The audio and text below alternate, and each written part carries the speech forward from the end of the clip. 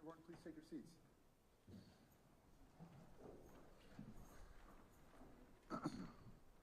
So we're back in the middle of the state's case, and before we proceed, members of the jury, I wanted to ask you a question. The fan directly above you is making a very annoying clicking noise off and on. And the problem is we have 4 fans, as you can see, 4 ceiling fans. They're all connected. We can only turn them all off or all on. So if we turn them all off, it will become very warm, probably uncomfortably warm in here. So what I'm wondering is, would you rather deal with the clicking noise or the heat? Just give me a show of hands. Who prefers the clicking noise? Okay, everyone's hands. Okay. All right. Well, it's good. It's unanimous. That's good practice for you. So we'll keep them on. So we'll start with the state, Mr. Tiffin.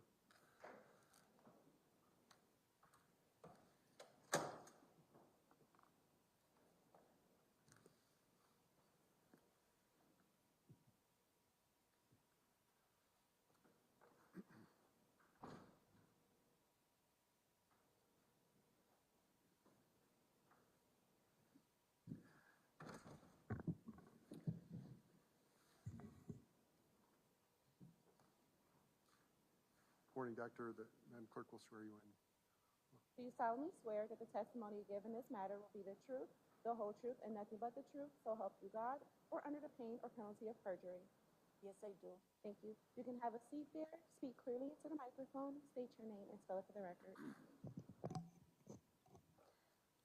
Dr. Wiesława Tłomak, first name is Wieslawa, last name Tlomak. Thank you, Doctor. Mr. Tiffin. Dr. Tlomak, you are a medical doctor, correct? Yes. Your current employment is what? I'm a medical examiner at the Milwaukee County Medical Examiner's office. And are you the chief medical examiner or one of a number of medical examiners? I'm the chief medical examiner. How long have you been employed as a medical examiner at the Milwaukee County Medical Examiner's office? I started working as an assistant medical examiner in August 2006. In 2009, I was appointed Forensic Pathology Fellowship Program Director. In 2010, Deputy Chief Medical Examiner. Last year in September, Interim Chief Medical Examiner, and in March this year, Chief Medical Examiner. Can you briefly describe your educational history and your work history prior to coming to work for the Milwaukee County Medical Examiner's office? I graduated from Medical School of Wrocław, WROCLAW, in Poland. After graduation, I completed a mandatory transitional year and then a residency in pediatrics. In Poland? In Poland. I was board certified in pediatrics in Poland. Then I moved to the United States. I certified my diploma. I completed residency in pathology at the University of New Mexico in Albuquerque, New Mexico. After my residency, I completed 1 year of a forensic pathology fellowship at the Office of a Medical Investigator in Albuquerque, New Mexico. I completed my fellowship in 2006, and in June 2006, and I started working at the Milwaukee County Medical Examiner's office in August 2006. You, as the chief medical examiner, obviously have administrative duties, correct? That's correct.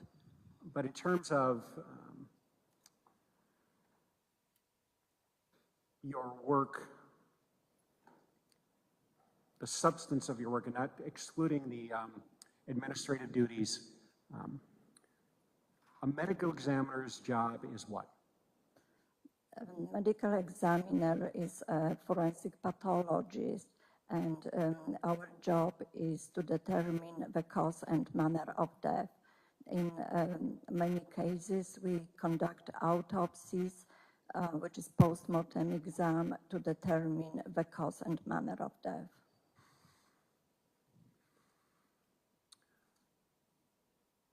An autopsy, explain how an autopsy is conducted. And let me ask you this, an autopsy is basically a medical procedure, correct? Yes. Explain how it is conducted. Autopsy is an exam after death. It consists of an external examination, internal examination, and ancillary tests, which are additional tests that are necessary. External examination is almost like limited physical exam. During external examination, the doctor looks at post-mortem changes and any evidence of natural disease or trauma. Photographs are taken during the external examination. When the body is opened using Y-shaped incision, and the doctor will be looking at the organs inside the body. And let me know, a Y-shaped incision, basically a cut in the torso and then down the center of the torso? Yes. And then you open up the body cavity? Yes. So the body cavity is open, and what is the doctor looking at? So let me go back. We are using Y-shaped incision. So this upper part of Y is on the chest, and then in the midline of the chest and abdomen, we continue to do this incision. Then the skin is reflected, and we are able to see the chest plate and abdominal organs.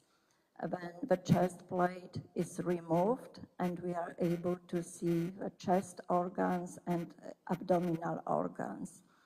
The doctor will again look at any evidence of trauma or natural disease. Then we collect specimens for additional testing, and after that, all the organs are removed from the body. Each organ is weighed and then examined for any evidence of natural disease or trauma. After autopsy is completed and we receive the results of additional tests, we are able to determine the cause and manner of death. When a doctor performs an autopsy, what type of documentation is done? All the autopsy findings are described in autopsy protocol. What if a doctor who didn't perform the autopsy becomes involved? What information is available to another doctor? So if the doctor who hasn't performed the autopsy is involved in the case, the doctor will review the whole case file and reach independent opinion regarding to the cause and manner of death. And a case file would include what sort of information? What types of information? It depends on the case. In the majority of cases, there will be investigation report, autopsy report, toxicology report, as well as reports of other additional tests. In some cases, there will be medical records, police reports, and other reports.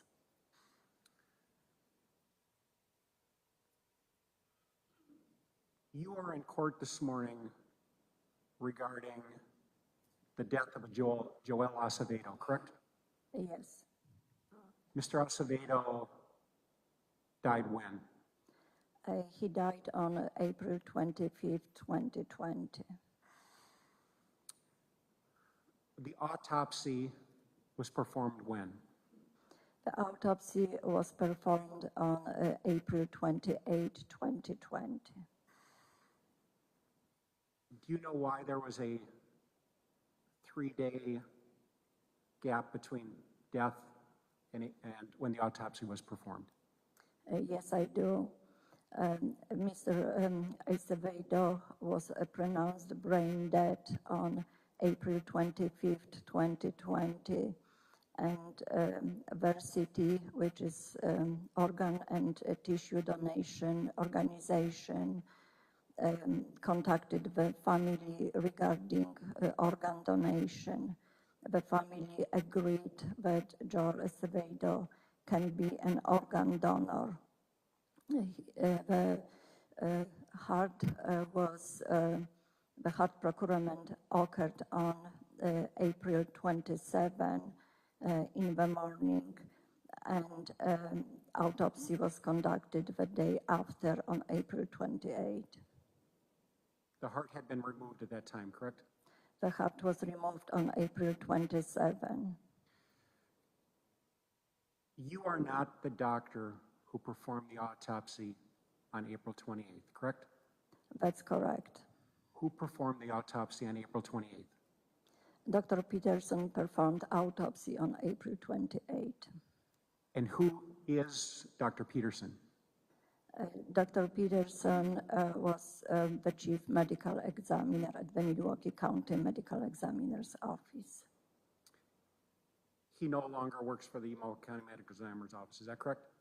Dr. Peterson retired in September 2022.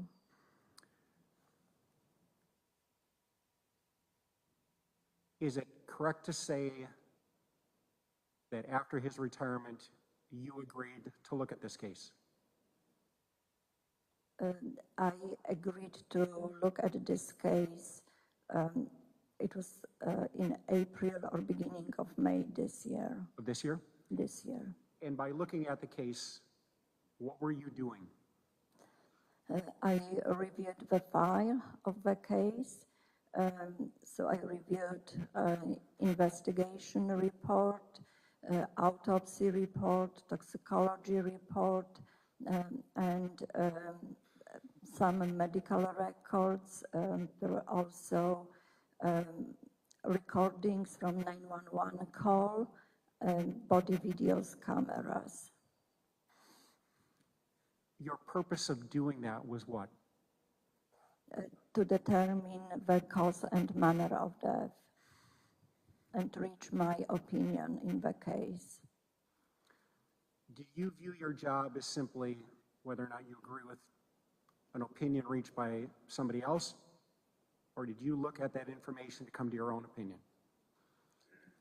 So to answer your first part of the question, I review the case to reach my opinion. I'm an independently practicing forensic pathologist, and anytime I'm asked to review a case in order to testify in court, I review the case. If I need additional information, I request this information, and then I reach my independent opinion. You testified that one piece of information you looked at was a 911 call, is that correct? Yes, And by looking, you listened to it, is that correct? I listened to the 911 call. Was there anything you heard in the 911 call that you viewed as relevant in reaching an opinion as to cause of death? Yes, Can you explain that? I listened to 911 call, and it provided some information that was very important for this case. At the beginning of the 911 call, I could hear that there is some kind of struggle in the background, and I heard some voices. The voice of most likely Joel Acevedo. I listened to this 911 call for many times, but I could recognize that he was saying something, "Let me go, I will go home."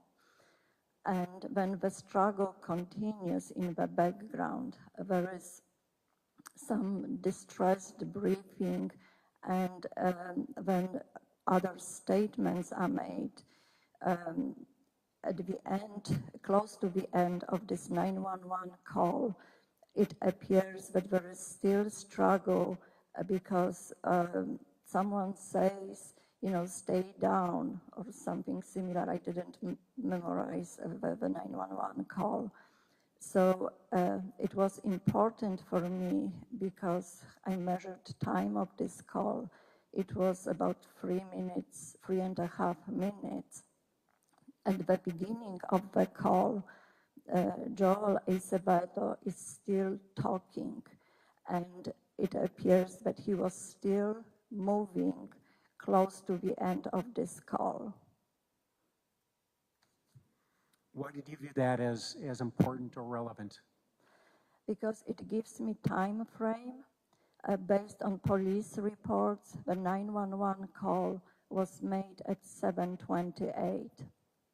And police arrived at the scene at 7:38. During the 911 call, Joel Acevedo is still alive. When the first police officers arrived at the scene, they determined that he is not breathing and his heart is not beating. So everything happened during this time. With respect to the arrival of the police, you've testified that based upon your review, they arrived at 7:38, correct? Yes. Did you watch the body cam recording of the initial responding officer? Yes, I did. With respect to that recording, did you see anything that you viewed as relevant in determining a cause of death? Yes, I did. Explain. When I watched the video of the body camera recording, I saw on the video what the first responders saw at the scene. Mr. Acevedo was lying face down on the ground, on the floor.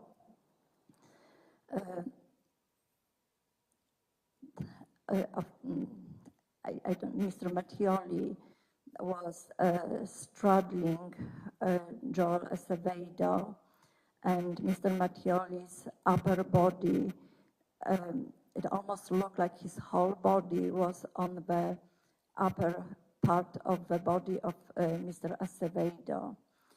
When the officer asked Mr. Mattioli to get off, I was able to see that Mr. Mattioli left forearm and hand were on the side of Joel Acevedo, head and neck. And when he was getting off, you could see that his right arm was under the neck. And when he got off, Joel Acevedo was unresponsive. His head just fell to the left side. And also, when Mr. Mattioli was trying to handcuff or put his, I should say that he tried to put his hands behind the back, and when was asked to get off, the hands just fell on the floor. And then when the officer checked Joel Acevedo's pulse on the neck, he said that there is no pulse. Joel was put on the back where he wasn't breathing, and police started CPR. Why did you view what you observed and what you just described as important and relevant? Because based on this video and police reports, I could determine that there was a compression to the chest and compression to the neck. With respect to the neck of Mr. Acevedo, were there any notes or any information in the case file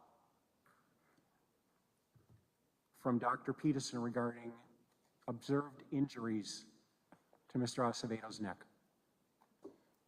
So the injuries to the neck were present in medical records, and Dr. Peterson described particular hemorrhages on the face, neck, and chest.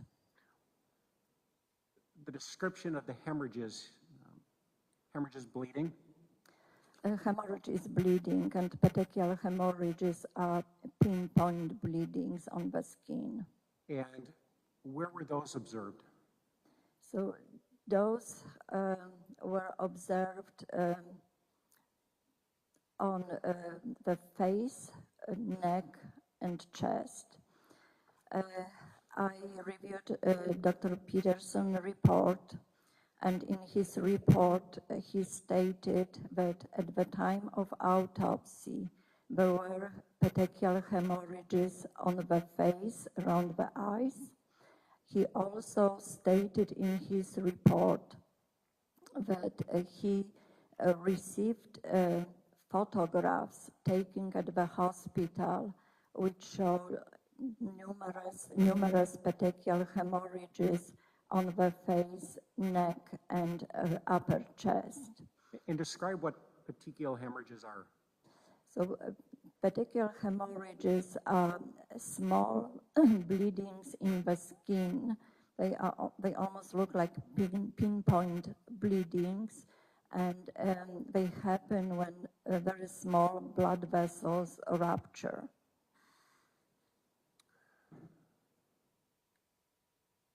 With respect to the neck of Mr. Acevedo, what are the strap muscles? Strap muscles are the muscles in the anterior neck. From your review of the file, was there any damage to those? Dr. Peterson did not describe any injuries in the muscles of the anterior neck. There's also a bone that occasionally or sometimes is broken or crushed during strangulation, correct? Yes, there is a spine, and then in the front of the neck there is a hyoid bone, and then there are cartilages of the larynx. Were any of those bones, based upon your review of the case file, damaged? No, Dr. Peterson didn't describe any injuries to hyoid bone or cartilages in the larynx. Does that mean that there was no compression, strangulation of the neck? No, it does not. And, Why? Because in the cases of the neck compression, we can see the spectrum of injuries. We may not see anything, and we may see very severe injuries. It depends how much force was applied, how long was the struggle. In this case, in medical records, as well as on the photographs taken at autopsy, there are petechial hemorrhages on the neck, and there is it's described in medical records as linear contusion, which was on the right side of the neck.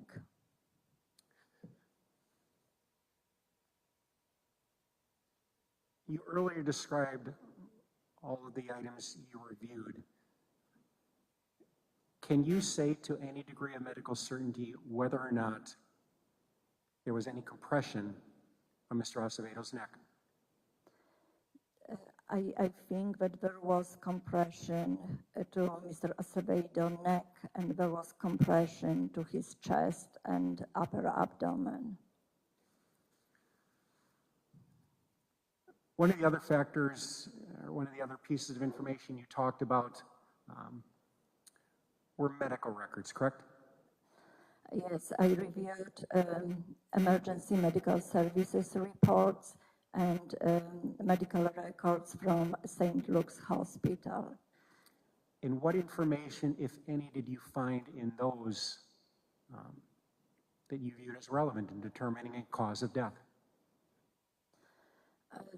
So first I reviewed emergency medical services reports, and based on these reports, Mr. Acevedo suffered cardiopulmonary arrest. So a heart attack? No, it's that the heart stopped beating and he wasn't breathing. How is that cardiopulmonary arrest? Is that different than the label heart attack? Yes, it is. Explain that. A heart attack, it's a description of myocardial infarction. And a myocardial infarction occurs when there is occlusion of blood vessels that supply heart with blood and oxygen, and the heart muscle dies. And cardiac or cardiopulmonary arrest is when the heart stops beating. Is there a reason, or there are many reasons why a heart may simply stop beating? There are multiple reasons that the heart can stop beating. With respect to the medical records, what else, if anything, did you read that you viewed as relevant? So police started cardiopulmonary resuscitation, and then when medical emergency services arrived at the scene, they continued resuscitation. Based on medical records, he received epinephrine that is used in cardiac arrest at 7:54, and it was the first dose, and then he received the second dose at 7:58. At 8:01, there was heartbeat, and in medical records it also states that he started to breathe on his own, and he was transported to St. Luke's Hospital. He was admitted to the hospital at 8:14. I reviewed records from the emergency department. In the emergency department, his pupils were not reactive. Normally, when you put some light in front of the eyes, the pupils will become more narrow. His pupils did not react. His heart was beating. As a matter of fact, he had tachycardia, which means that his heart rate was faster. It was in 140s, and it was also documented in the electrocardiogram. He was intubated in the emergency room, and the breath sounds in both lungs were equal and were clear. Also, they described these numerous petechial hemorrhages on the face, neck, and upper chest. There is a linear contusion, which is a bruise on the right side on the neck, but it's seen on the diagram and it is also seen on these photographs that I reviewed. His body temperature was measured, and his body temperature was 97.7 degrees Fahrenheit, which is 36.5 degrees centigrade. They ordered computer tomography of the head, angiogram of the head, and chest X-ray. Computer tomography of the head did not show any evidence of trauma, didn't show any abnormalities. This was done on the 19th. Angiogram of the head and neck did not show any abnormalities in the blood vessels of the neck and head. Chest X-ray showed the endotracheal tube. It showed that the heart is normal size, and it showed that the lungs are clear. Mr. Acevedo was intubated, and it's described in medical records that he had some respirations. Those respirations were not synchronized with ventilator, and that's why he was sedated. Subsequently, he was admitted to the hospital, and additional computer tomography of the head was performed on April 22nd.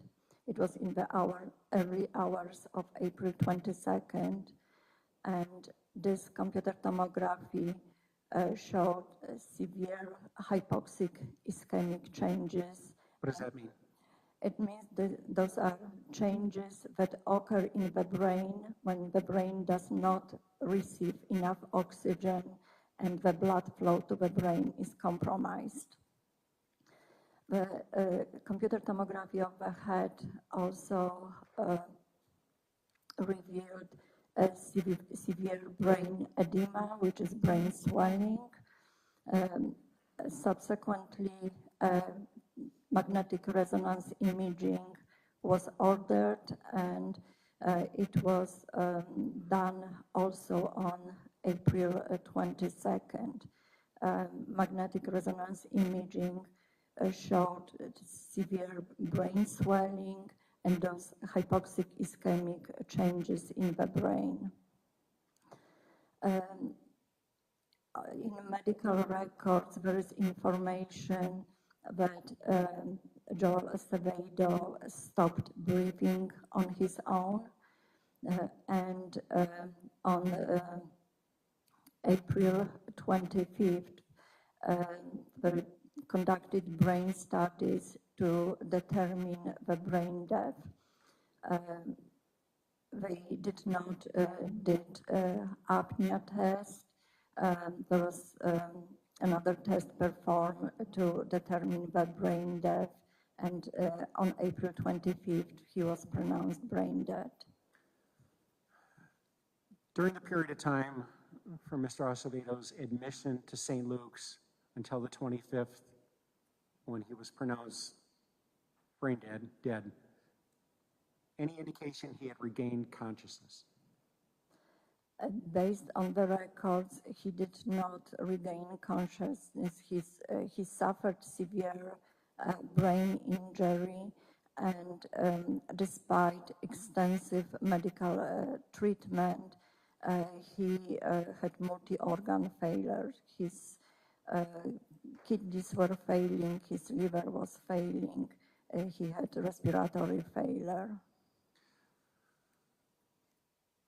The brain injury, what type of brain injury had he sustained? The brain injury was caused by his cardiopulmonary arrest and lack of blood flow and oxygen supply to the brain. You also testified that a piece of information you utilized were reports from versity, which is whom? So Versity is an organ and tissue donation organization. And what did you read or see in those that you viewed as relevant to determining a cause of death? Your Honor, I'm going to object. Can we have a sidebar, please? Yes.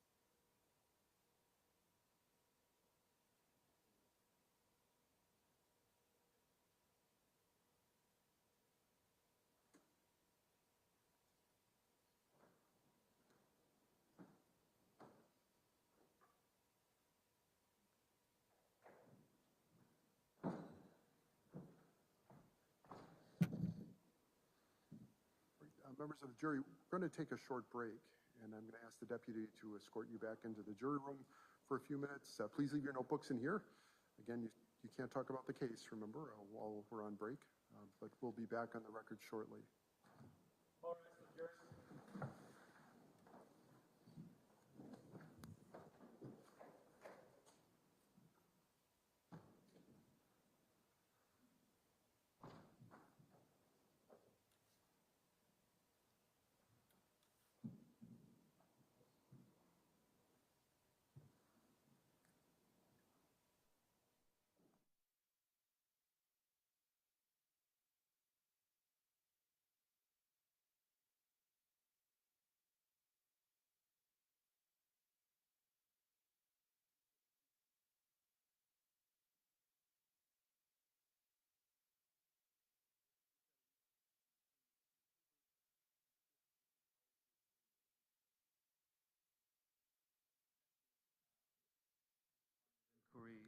regarding any records reviewed from City, the organ harvesting transplant outfit, as a matter of a discovery violation.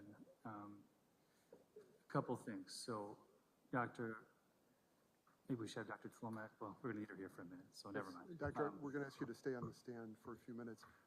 Could you spell the name of Versity? I believe you said it was. I believe it's Versiti. Thank you. So as the court has already heard, Dr. Tlomak did not perform the autopsy. She has come in as a replacement witness for Dr. Peterson, given his abrupt departure from the office and this case. Dr. Tlomak did not generate a report. In terms of a 971.23 expert summary, all we received from the state was basically a one-line email from Dr. Tlomak that said she reviewed Dr. Peterson's autopsy and agrees. Basically, that's it. Nothing further. Dr. Peterson's autopsy report and information that was provided has no information from the organ donor outfit. Michael Hart, my partner, and I met with Dr. Tlomak on October 18th. To discuss the case and her findings. There was a discussion about organ removal and transplant process. At that time, Dr. Tlomak told us she didn't know what had happened to the heart and would endeavor to look and find out and get back to us. That was never done.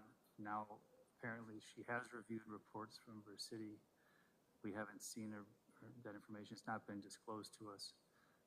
So I think, it should have been as a matter of discovery and part of any summary regarding the scope of her testimony under 971.23.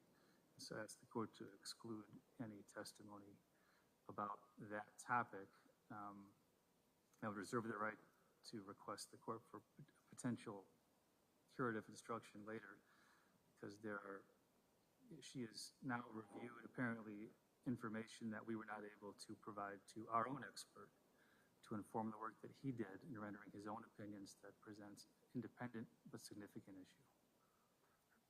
Mr. Tiffin. Judge, first, this is not a discovery violation. It's characterized. The state has an obligation to turn over items which are under its control. The medical examiner's office is an independent body. The reports from Versiti, whatever those reports are not in the state's possession. I don't have them. I knew that the doctor had, it was one of her pieces that she relied upon. So there's no discovery violation by any means. It seems from what was said in chambers that the more substantive of the complaint was that when they met with Dr. Tlomak, she had indicated that she was uncertain what had happened to the heart. She would attempt to get some reports, and I don't know if she has them. I don't know. But their objection is they don't have them. So it's not a discovery violation. It's not a statutory violation under the rules of discovery under 971.23. But it appears to be that Dr. Tlomak said she would get something to them, and she didn't. I don't think it's any basis to exclude her testimony. It's relevant. They can cross-examine her on that information. Her testimony will be provided here. I know that the experts, if she has them, if she has them here, I don't know what exists. They can turn them over. They can be provided to the defendant's experts who are not scheduled to testify till tomorrow.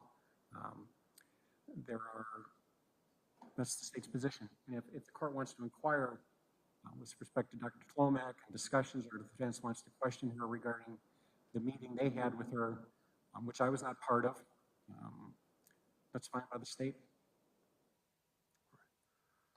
Doctor, do you have documents from Versiti? So I have the documents that the heart was taken for transplant. I was trying to obtain information what happened to the heart, and when I contacted Varsity, in general, I was told that it will be violation of personal information, and I cannot receive information, who was the recipient of this heart, and I don't know, how the person is doing. The only thing I know that it was the permission was given to take organs for transplant, not for research. This is the only information that I have. And I apologize that I didn't communicate it, but I didn't have answer to your questions. Mr. Powell, you have, Sure. But that information, that the heart was in fact transplanted and not used for valves, for example, only, that was information you did not have when we met. Is that true? It's that the only, and again, this information is in medical records. When you request all medical records, you also receive records from Varsity. They are part of medical records.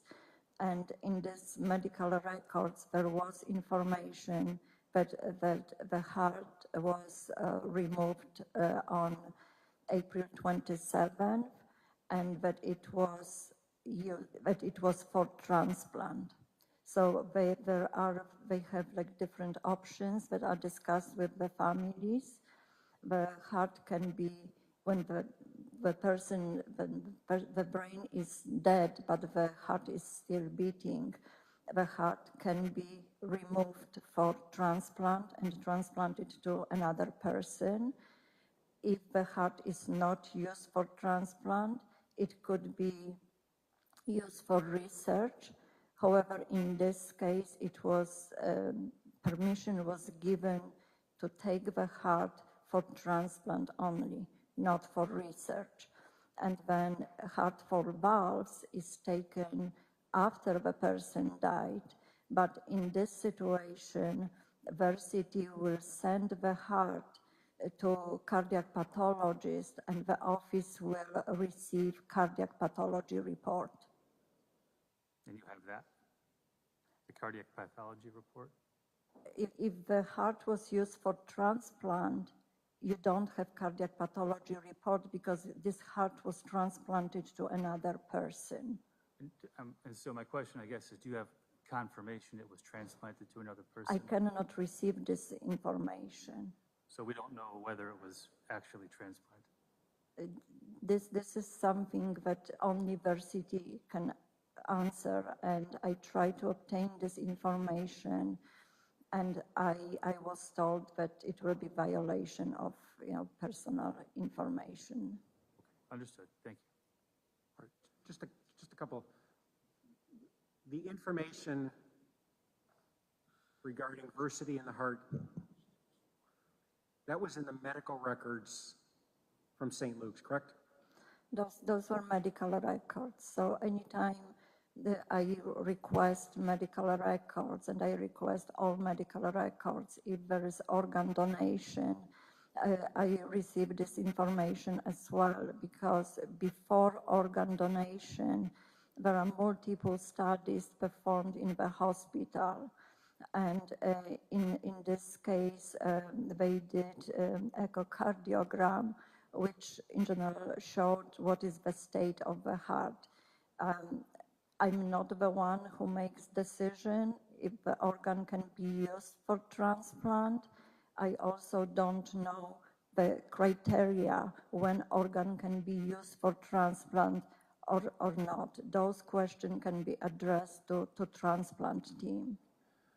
So all you know is that Mr. Acevedo's heart was taken for transplant, but after that, you don't know what happened. Is that correct? That's correct.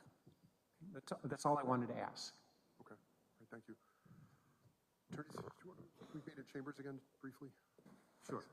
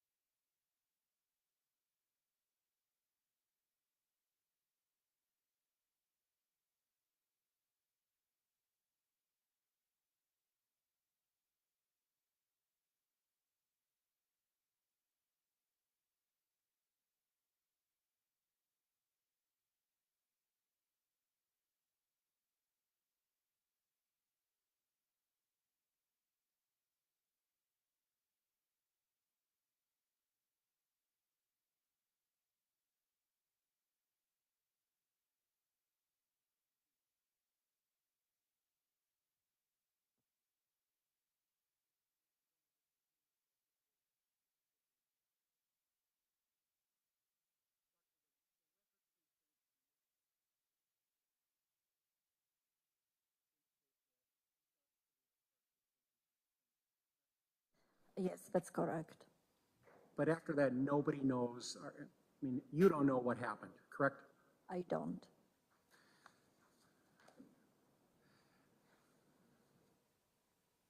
When you also agreed, when you took this case over, for lack of a better label,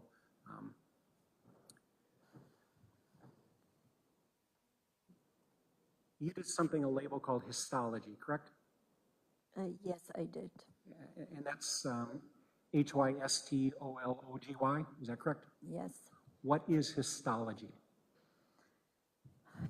So what I did, I wanted to perform microscopic examination of the tissue that was retained after autopsy.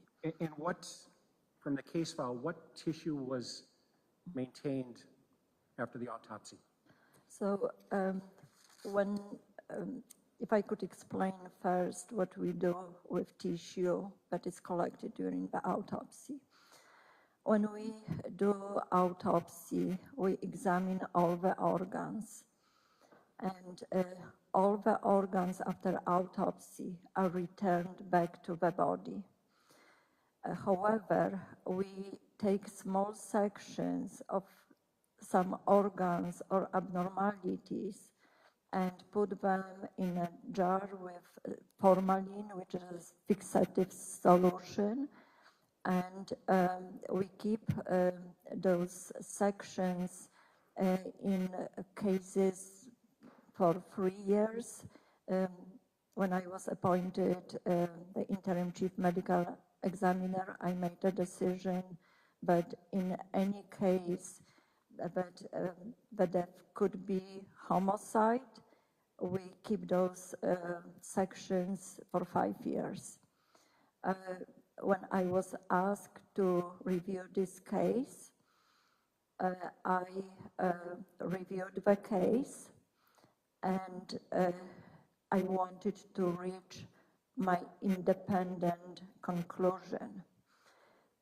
I'm not saying or stating what Dr. Peterson did. I looked at the case like it was my case.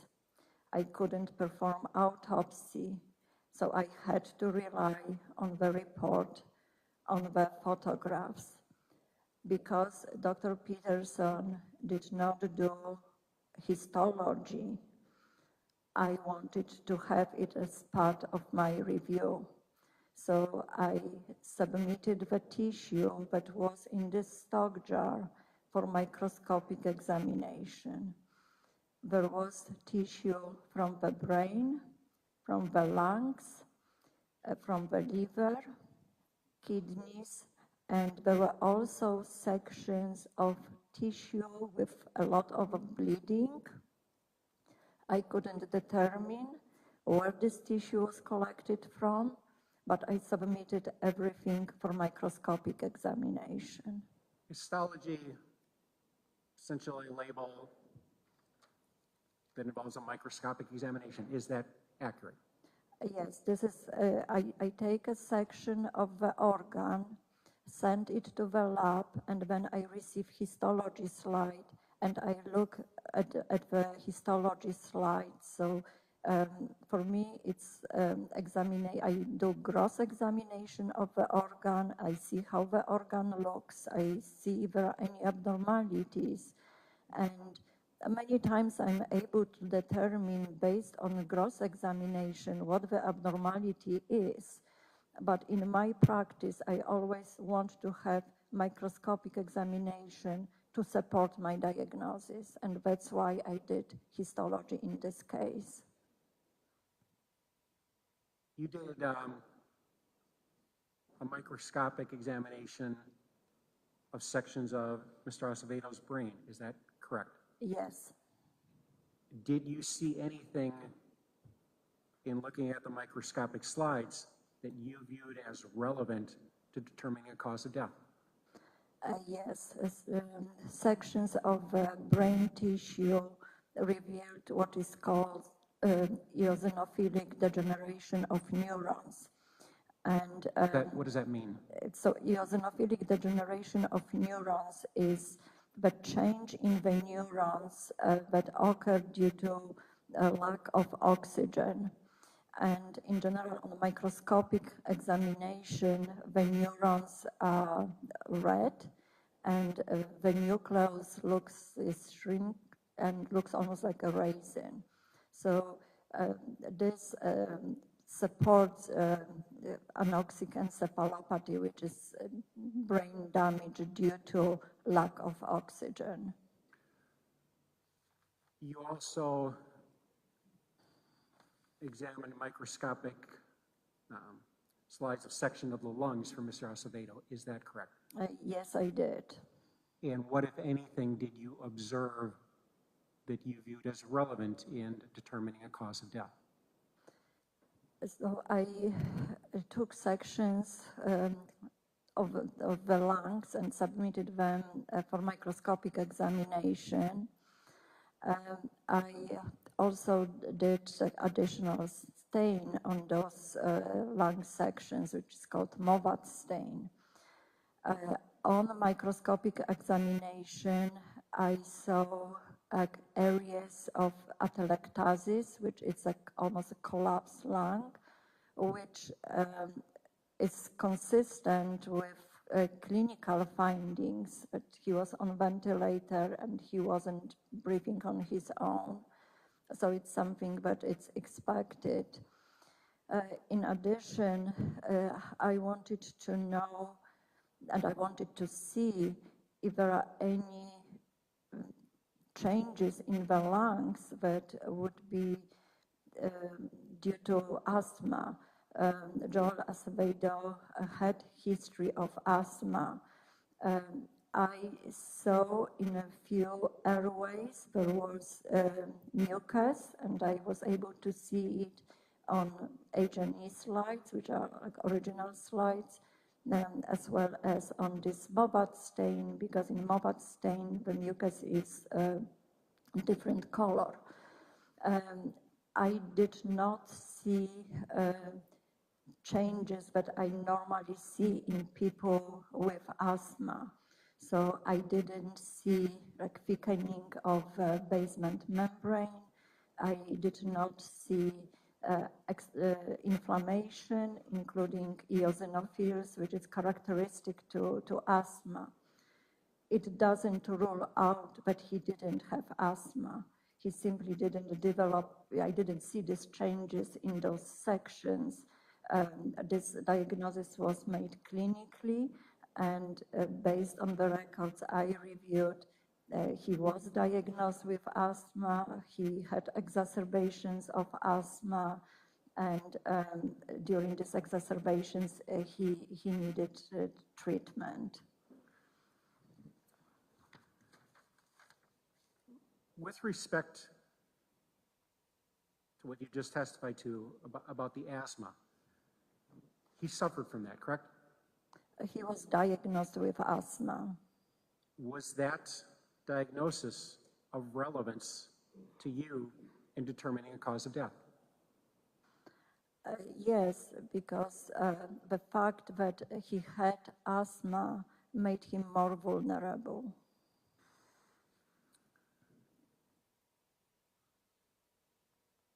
With respect to the microscopic examination of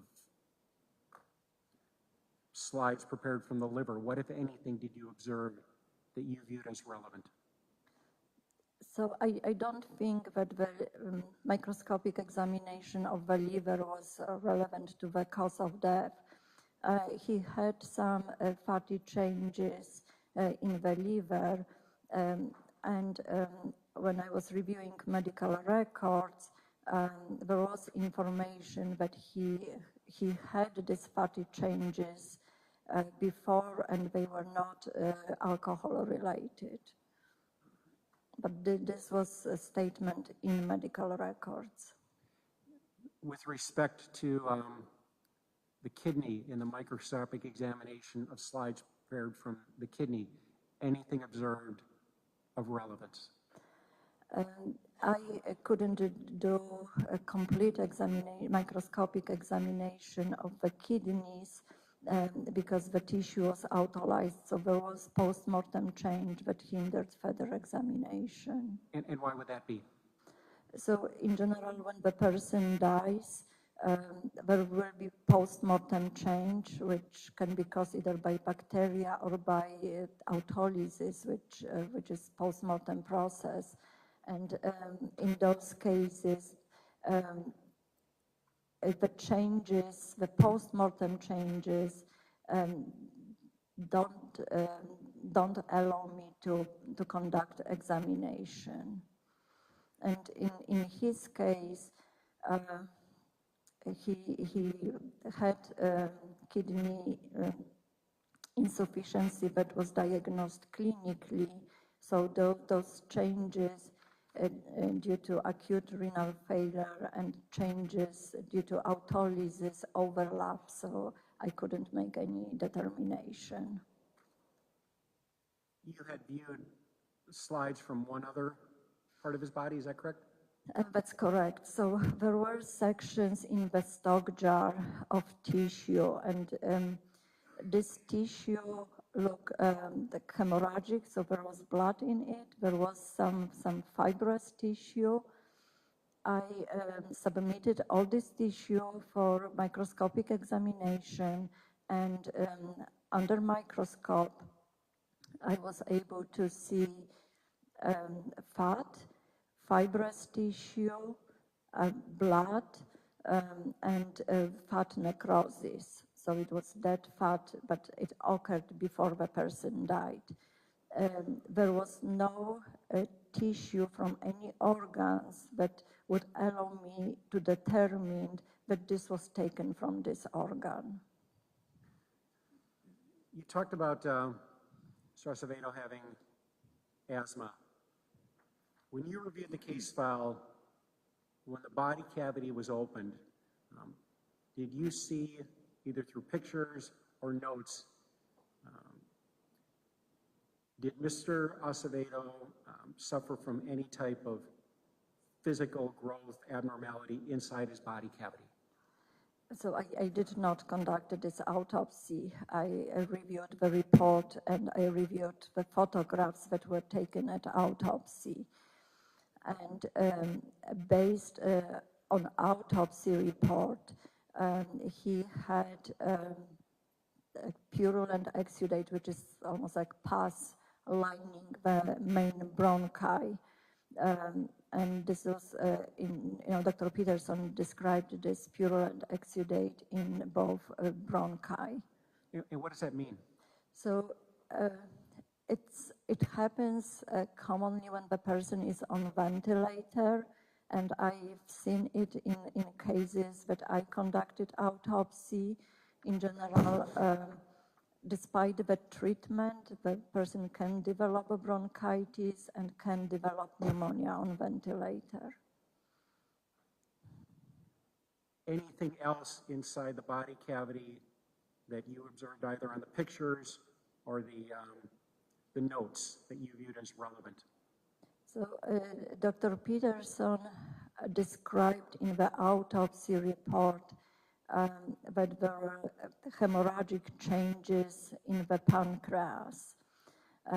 He described multiple small abscesses, which is a collection of pus, in and around the pancreas.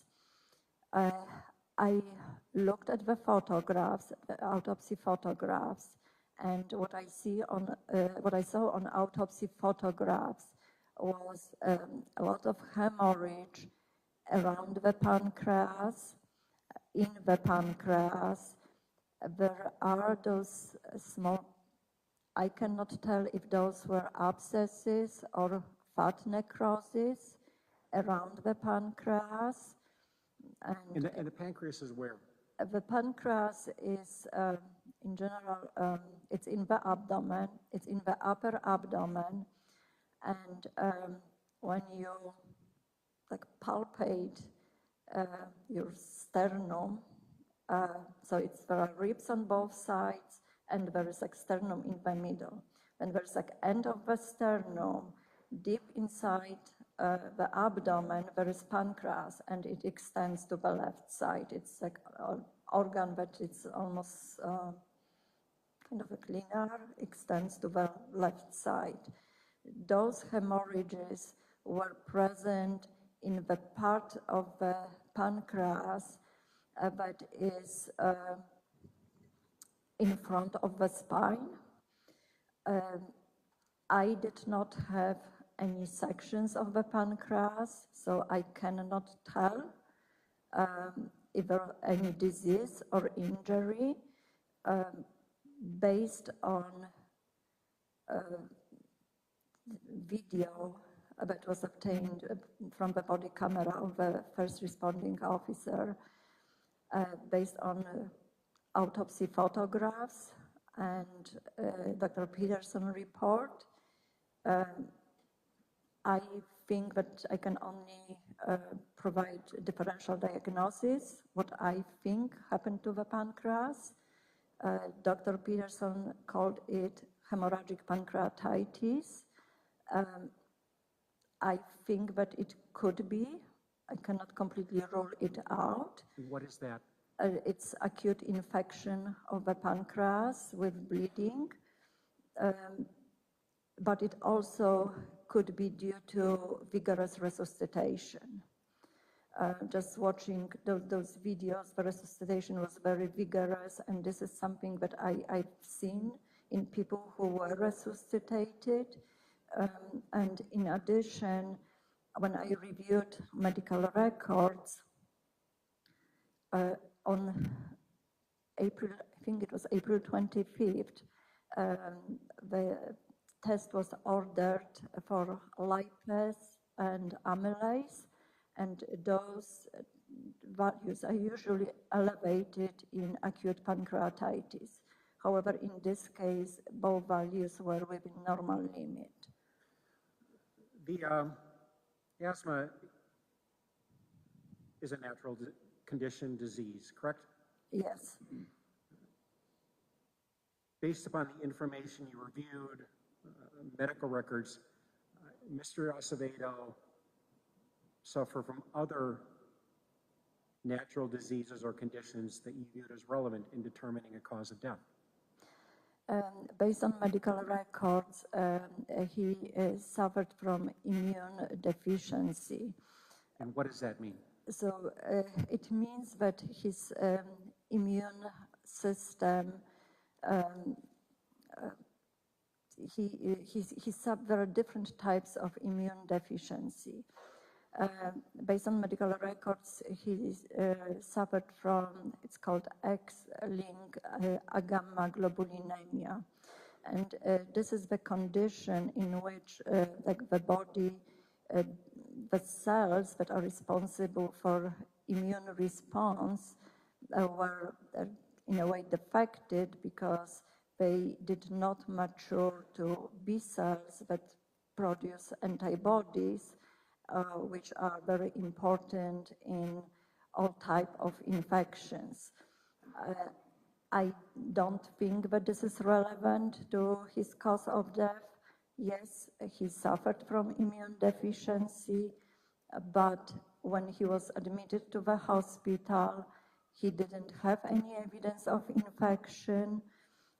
As a matter of fact, the blood cultures were done twice, and both times there was no growth, there was no infection.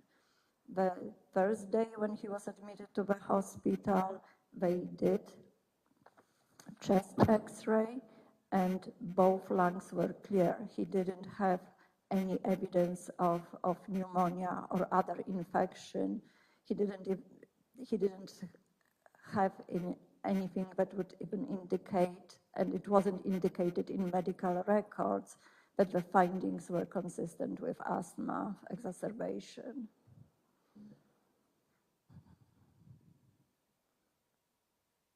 As part of the autopsy procedure,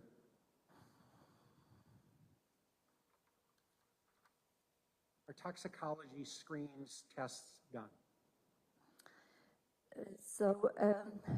The toxicology is done in almost every case that medical examiner office takes jurisdiction. Toxicology is also done in the hospitals when the person is admitted to the hospital. Based on medical records, urine drug screen was performed on urine collected on April 19th. Urine drug screen was positive for cannabinoids, which is marijuana is an example of cannabinoid. Urine drug screen was also positive for cocaine and cocaine metabolites, and it was positive for ethanol, which is an alcohol. Those positive tests were from records in the hospital? Those tests were from the hospital records, and they were done on the urine. Did the medical examiner's office itself perform toxicology tests? Yes, and I would like to explain the toxicology findings, but could I have a toxicology report in front of me?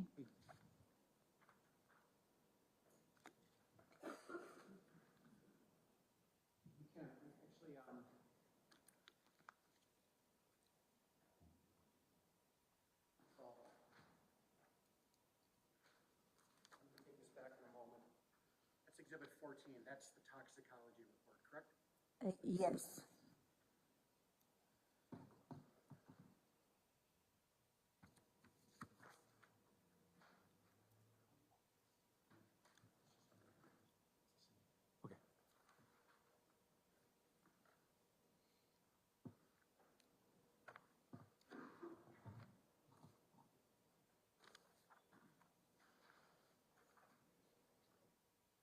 Showed you exhibit 14, which I'm going to put on the monitor in a moment. This, what you have here, is a copy of 14, correct? Yes, that's correct. You just,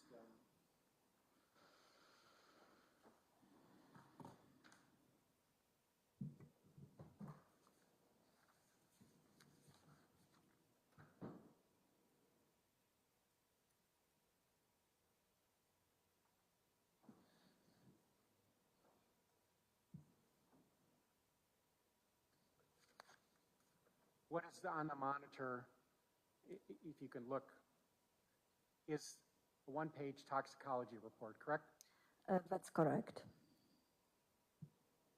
At the top, it talks about antemortem specimens. That's pre-death, is that correct? Yes, so the most upper part of the report contains some demographic information. So the medical examiner's case number, the name of the decedent, which is Acevedo Joel A., and then the pathologist, the name of the pathologist who conducted the autopsy, and the date of the toxicology report, which in this case is May 12, 2020. There's a section, AM serum 435666. So at the top of the report, you see that which specimens were collected, and in this section, it says antemortem specimens, and that those specimens were received from Aurora St. Luke's Medical Center, and our toxicology laboratory received it on April 27, 2020. What Mr. Tiffin is referring to are those AM serum, and there is a number, and this number 435,666. This is the number of the specimen in our toxicology laboratory, as well as the other number 435667. The description of the serum 435666 and 435667 reports that it was collected on an unknown date at an unknown time for both of them, correct? That's correct. Did you later provide information that those two samples were actually collected on the 19th of April, the 435-666 at 16:10 hours, and the other sample collected at 10:02, which would be 10:02 in the morning, and 16 would be 4:10? So originally, when I reviewed the case, I did not know that the exact time when the specimens were collected is known. However, this week, I received the information that Mr. Tiffin just provided, that the specimen with the end 666 was collected around 4 p.m. and the specimen 667 was collected around 10 a.m. On the day that Joel Acevedo was admitted to the hospital. What is vitreous, and how is that different from AM serum? So vitreous is a fluid in the eye, and it was collected at Autopsy on April 27, 2020. Serum is from the blood, so normally blood is collected and it's put in the tubes. And there are different type of tubes, so there are tubes that don't have any additional substance, and then there are some tubes that have like additional substance that, for example, will cause blood to clot, or there will be some chemicals added to the tube that stops like certain specimens for degrading or changing. What serum is when the blood is collected and then there is a substance that will cause coagulation of blood is added to the tube, and to some tube it's not added, and then the blood is spinned and the fluid that is on so the cells and the fluid will be separated, and this fluid is collected. And it's serum is when there is no coagulation factors, and plasma, it's also fluid, but it contains those coagulation factors. With respect to this report, the serum that was collected from Mr. Acevedo at about 10 in the morning on April 19th was screened for drugs, alcohol, etc., correct? So with the toxicology lab, there is toxicology lab at the Milwaukee County Medical Examiner's office. We have very accurate and sensitive instruments. The procedure of toxicology testing consists of 2 stages. The first one is screening, and for screening we use instrument that is described here as LCMS TOF. This is a very sensitive instrument, and when the specimen is run through this instrument, we will receive information about medications, drugs of abuse, and metabolites, and we receive a long list in some cases of everything that the person took, including like over-the-counter medications. When the concentration of the drug is 1 nanogram per milliliter, it will show on the screening that it's indicated. When the drug is indicated, the lab has to do additional tests. They have to confirm on a different instrument, and in this case, they use HSGC and LCM-SMS instrument to confirm that this drug is present in the system, is present in the blood, and they also have to determine what is the concentration. For quantitative results and confirmation, the instruments have a limit of detection 5 nanograms per milliliter. So for screening is 1 nanogram per milliliter, for confirmation is 5 nanograms per milliliter. With respect to Mr. Acevedo, the screening of the serum collected at roughly 10 a.m.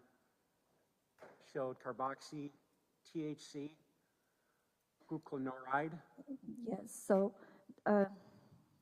if I could explain the screening results. So the screening was positive for carboxy THC glucuronide, Which is what? which is cocaine which is cannabinoid marijuana metabolite, but it's not active. And it says that it's indicated. So it wasn't confirmed. It's very likely that it was in the blood. However, it wasn't confirmed. There was cotinine, which is from nicotine. When someone smokes cigarettes, nicotine will be metabolized to cotinine. It's also indicated. There is esgonine methyl ester, which abbreviation is EME, which is also indicated. This was not confirmed. And then there is levamisole tetramycol, which is contamination of cocaine. We see it like in many cases when people consume cocaine. They will be also positive for levamisole tetramycol. This is something that is not used in clinical treatments.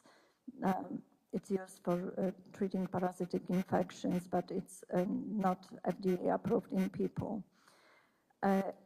What we don't see in the screening test is benzoyl esgonine.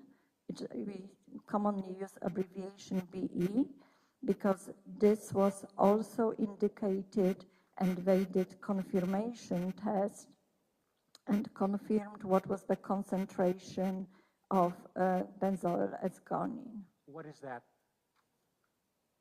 Benzoyl esgonine is cocaine.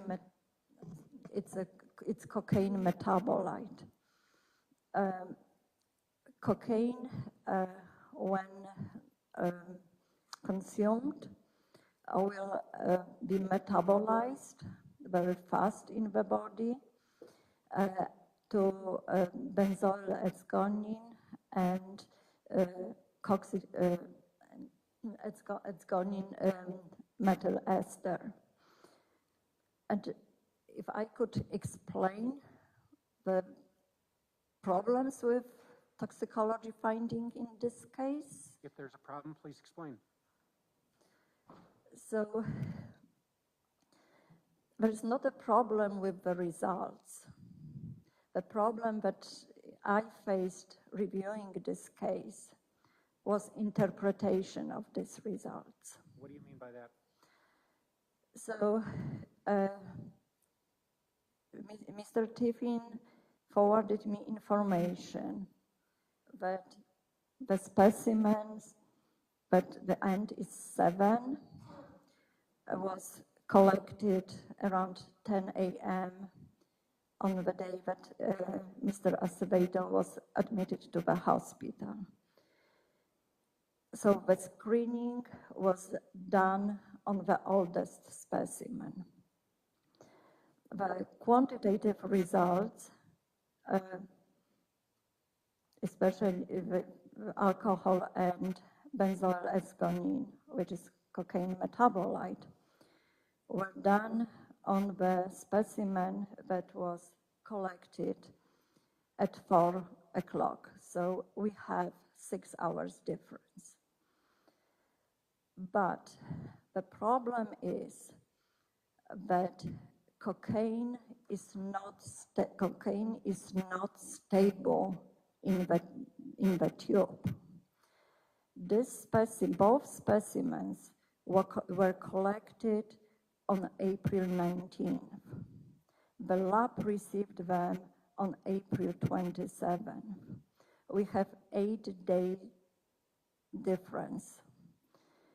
During that time, it is very possible that it is possible that cocaine was present in the tube, but because of the changes that occur in the tube, and the process is called hydrolysis.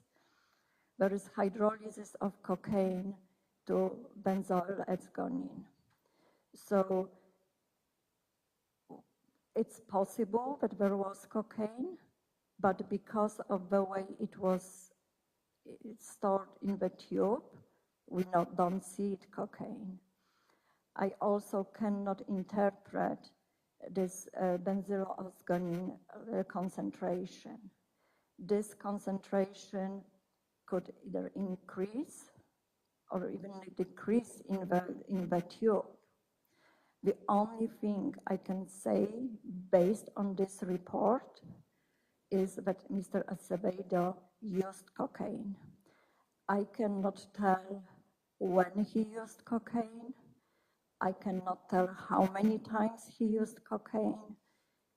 I cannot tell if he had cocaine at the time of the incident. I can only say that he used cocaine. And the other problem with the other important information about cocaine is that we have to be very careful when we determine that cocaine was contributory factor to death or caused death, because there is no minimum fatal concentration of cocaine, and there is no correlation between concentration of cocaine and toxic effects cocaine has on a person.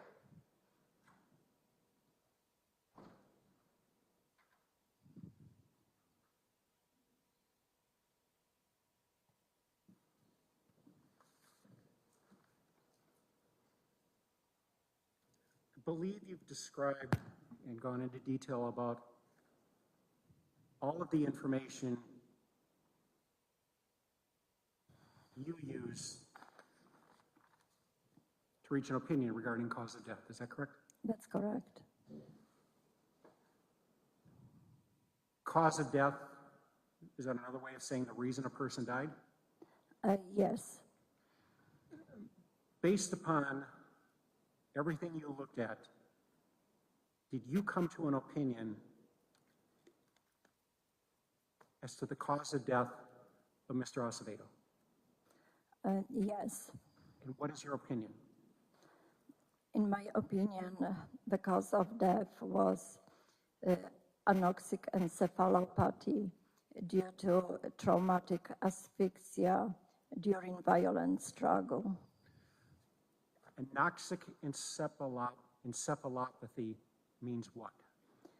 Anoxic encephalopathy means severe brain damage that was caused by a lack of oxygen.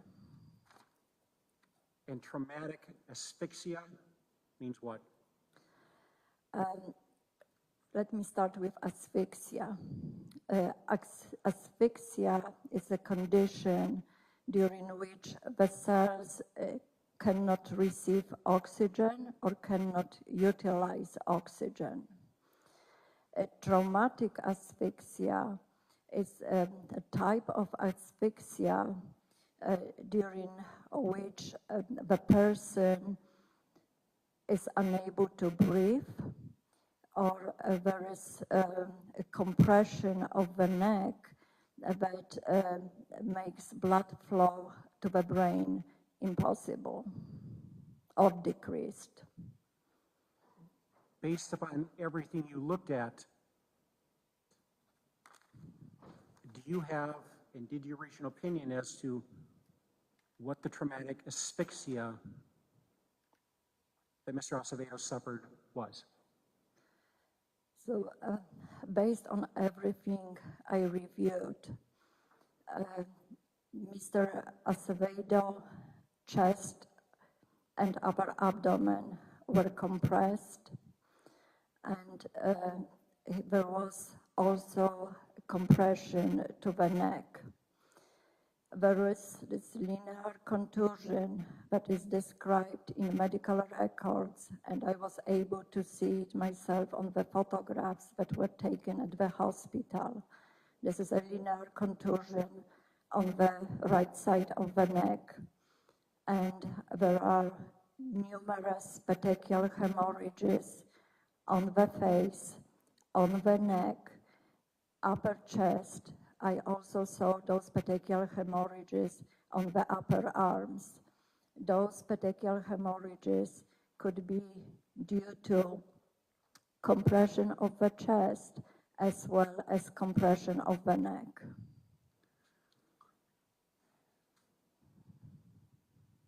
Medical examiners also, as part of their job, try to define or label, put a label on the manner of death. Is that correct? Yes. What is, for your job, what does manner of death mean? So, manner of death was actually added to death certificates in 1910 by the public health officials. The reason it was added to the death certificate was to clarify the type of injuries and the circumstances of death. So from my point of view, the manner of death describes circumstances, describes what happened to the person. The cause of death describes why the person died, what was the cause of death, and the manner of death describes circumstances. In your field, I believe there are 5 categories of manner of death. So in Wisconsin, there are 5 categories of manner of death. But death is natural if the person dies of a natural disease or age. Accidental if the person dies of injury or poisoning or both, that is not intentional and is unpredictable to the time and place. It's unforeseen, for example, motor vehicle accident. Suicide if the death is from self-inflicted act. It could be either injury or poisoning with the intent to die. So, for example, hanging. Homicide if the death is due to volitional act of another person meant to cause harm, injury, fear, or death. From medical point of view, I do not look at intention. Some injuries can be potentially harmful. Some people describe, some forensic pathologists described homicide as a death at the hands of another. And then the last one is undetermined. And there are 2 scenarios when I use the manner of death. I certified the manner of death as undetermined. The first one is if I don't have enough information to determine what happened to the person. For example, if there are skeletal remains, I don't know what happened. I will certify this as undetermined. And then the other one is when there are two possible manners of death. So, for example, if someone, let's say, uses drugs and the person is found dead and there are drugs in the system, but also this person has history of suicide attempts. I cannot tell if the person died because accidentally overdosed or the person did it on purpose and took more drugs to die. So in this situation, I will determine that the manner of death is best certified as undetermined. With respect to Mr. Acevedo, did you reach an opinion as to manner of death? Yes, I did. Which was what? I would certify this death as homicide. And for you, does that mean death at the hands of another? Yes.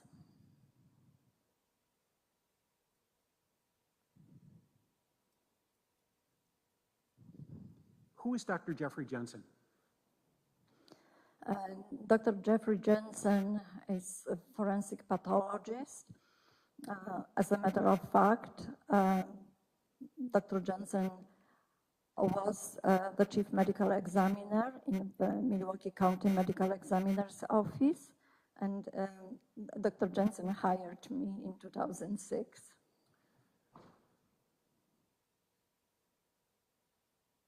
You are aware that Dr. Jensen, on behalf of Mr. Mattioli, looked at this case, correct? That's correct. I was made aware about Dr. Jensen's review of the case after I reviewed the case. Did you consider Dr. Jensen's review of the case prior to reaching an opinion as to cause of death? I'm sorry, could you repeat the question? You are aware that Dr. Jensen reviewed the case and is providing information about his opinions, correct? Yes, after I reviewed the case. So when you reached an opinion as to cause of death, had you, prior to doing so, considered information from Dr. Jensen? No, I did not. As to manner of death, had you, at the time you reached an opinion as to manner of death, had you considered and looked at Dr. Jensen's views? I don't remember exactly when I received Dr. Jensen's report, but I reviewed it. You've reviewed it prior to today, is that correct? Yes. Is it accurate to say that he has reached a different opinion as to cause of death? Yes, he did. And what is his opinion? I did not memorize it, but his opinion was that Mr. Acevedo died from cardiac arrest during, I think, physical restraint, and so this was the cause of death determination. Did that information, and does that information cause you to change your opinion? No. Why? As I said, I'm independent forensic pathologist. When I conduct autopsies or I'm asked to review the case or testify in the case instead of my colleagues who either left for a different position, retired, or in a few cases who died, I review the case, I treat it as my own case, and I, based on my opinion on the information that I review. And if I don't have enough information, then I ask for additional information, and I do additional things like in this case, I did this microscopic exam. Could have Mr. Acevedo's death simply have been the result of cardiac arrest, in your opinion? We have to look at the whole case.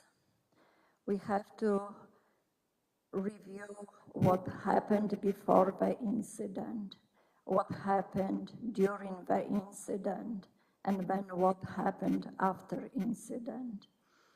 In this case, he suffered cardiac arrest. There was no heartbeat, and I don't argue that he suffered cardiac arrest, but he was also not breathing. So there is cardiopulmonary arrest. The person is not breathing, the heart is not beating, the person is not responding. He was resuscitated. However, during this incident, the damage to the brain was done, and it's seen in medical records. When they did CT scans, it was angiograms and magnetic resonance imaging, there is progression of the brain injury. So he died of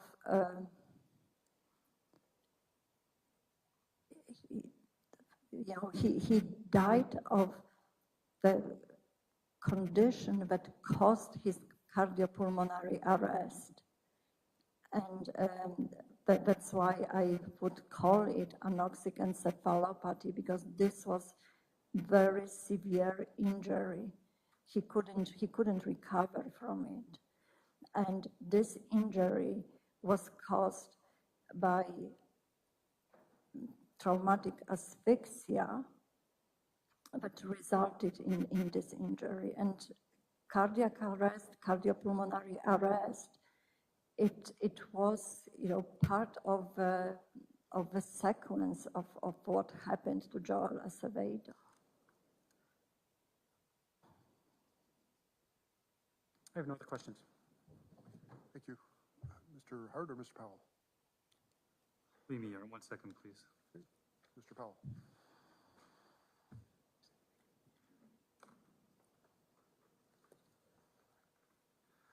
Good morning, Dr. Thomack. Good morning. So Mr. Tiffin was just asking you about Dr. Jensen, correct? Yes. And you know him, right, obviously? I worked with Dr. Jensen for 2 years before he retired. And what you've testified to today is your opinion in your medical judgment, correct? That's why, I'm sorry. Yes, it was my opinion. Right. And reasonable pathologists can disagree about a cause of death or an outcome. You would agree with that, correct? That's correct. So I want to talk to you a little bit about your conclusions regarding traumatic asphyxia. Now, you're familiar with a text called Forensic Pathology by an author, Vincent and Dominic DeMaio, is that right? That's correct. And that is a text that is frequently utilized by forensic pathologists in the field? That's correct. And the edition that you have is an older edition. There is a newer one. All right, let's talk about categories of asphyxia, okay? Mm-hmm. You would agree that Drs. DeMaio discussed 3 categories of asphyxia? Yes. Those being mechanical asphyxia. Well, he describes not 3 major categories. And he divides those categories into the one that there is obstruction of the airways, the one, and it will be external airways, so for example, nose and mouth. Let me ask you a couple of questions here. So he breaks those down, correct? And he breaks it down, yes. Covering the nose and mouth, as you were just discussing, is something we referred to as smothering, right? So he calls it suffocation. Okay.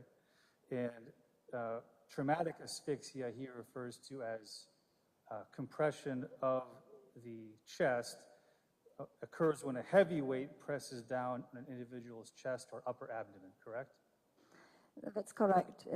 In general, it's either mechanical or traumatic asphyxia when there is compression of the chest or neck, or both.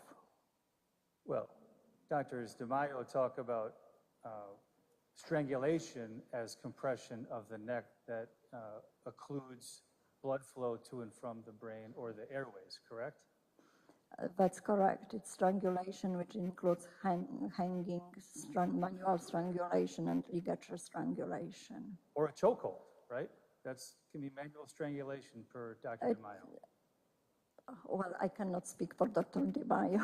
Okay, but his text, you would agree that if his text said so, that's an authoritative source from your point of view. Well, there are other textbooks. Okay, so you would agree with me that chokehold or strangulation indicates, or certain types of petechiae are indicated with that type of compression or asphyxia, correct? Could you repeat the question? Sure. When you're dealing with compression of the neck or asphyxia related to the neck, what Dr. DeMaio and what you normally see is petechiae in the conjunctivae and the sclerae. That's the most common area that they appear, correct? Well, this is what Dr. DeMaio described. Correct. And Dr. DeMaio textbook is not the only forensic pathology textbook.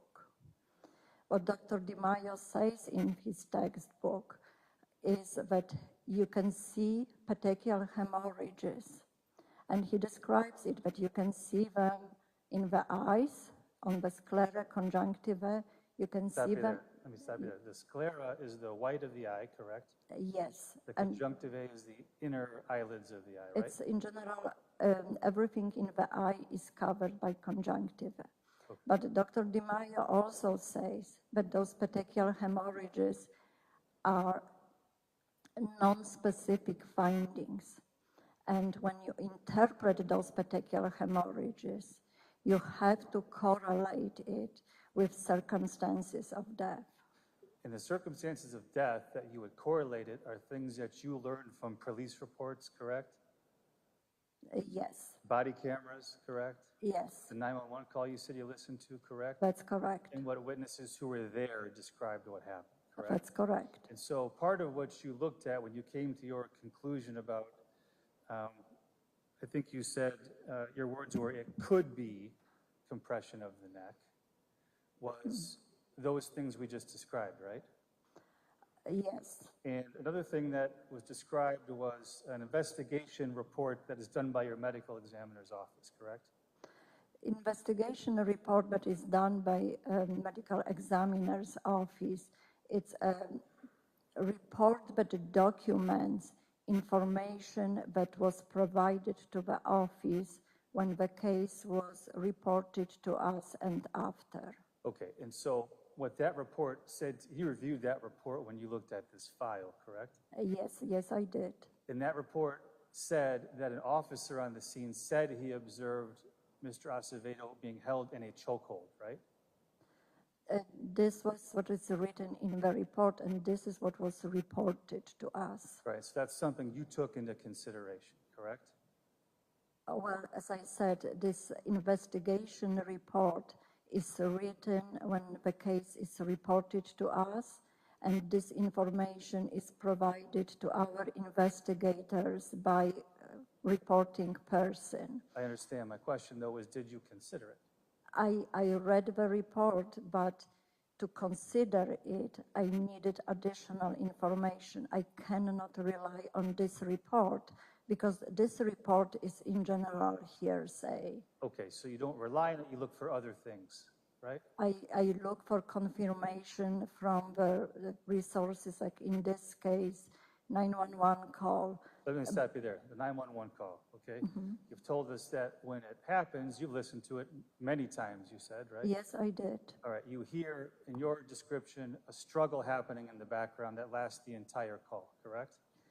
Yes, And you obviously can't see what's going on in the background, right? that's correct. And when you noted before that part of your finding was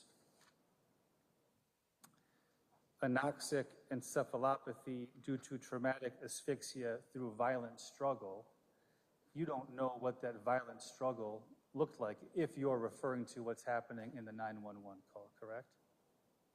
No, I reached my conclusion based on reviewing everything. Right.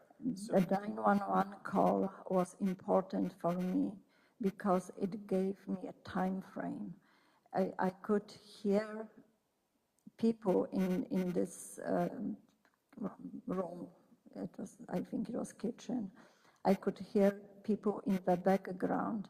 I could hear Joel Acevedo saying that he wants to leave. And I'm not saying exact words, I didn't memorize it. And what was important for me was hearing when the sentences like made, lay down. So it means that at that time, he was still moving. Fair enough. And you know from your review that before the 911 call was made, that Mr. Acevedo had lashed out and violently struck and assaulted someone else in the house. That's correct. And you knew that he was fighting or wrestling with Mr. Mattioli, correct? Yes. All right. And you knew that based on your other review of the records, that Mr. Acevedo had asthmatic conditions in his lungs, correct? Yes. And did you review records from Mr. Acevedo's health care from before April 19th of 2020? So I received probably about 1,600 pages of medical records. I did not review all 1,600 pages. I looked at the records, like the most recent records, and those records indicated that he had history of asthma, he had history of asthma exacerbation, for which he was seeking medical care, and he also had this immune deficiency for which he was receiving gamma globulin injections. In reviewing those records of his asthmatic exacerbations, did you also look at his multiple hospitalizations where he had forced exhalatory volume readings done? His lung functions were tested. Well, I don't practice clinical medicine anymore, so this is outside my area of expertise. Okay, you're not a pulmonologist. No, I'm not. Not a toxicologist for that matter either, right? Well, part of my training as a forensic pathologist is toxicology. All right, let's get back to what you looked at when you came to your opinion. We've talked about the 911 call. Let's talk about the body camera, okay? You looked at that, right? Yes, I did. And you would agree with me that you can see Mr. Mattioli on Mr. Acevedo's back, correct? Yes. And you can see that Mr. Mattioli's knees are on the floor, correct? Yes. And you can see that Mr. Mattioli's arms are also on the floor in front of Mr. Acevedo when he gets up.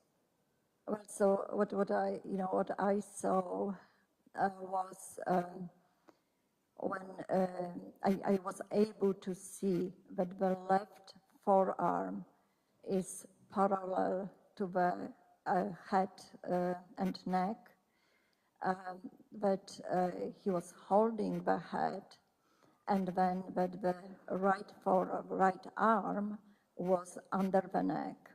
What the body camera doesn't show you, if those positions are accurate, is whether Mr. Mattioli is applying any pressure to Mr. Acevedo's neck at that time. True? Based on this video, I cannot tell if there was pressure applied. Right. The only person who could tell how much pressure was applied would be Joel Acevedo. Or Mr. Mattioli. Well, I would argue. You would, Your Honor. Folks, you cannot react to testimony. Your Honor. Can be no verbal, no displays. Mr. Powell. Sidebar, please. Yes.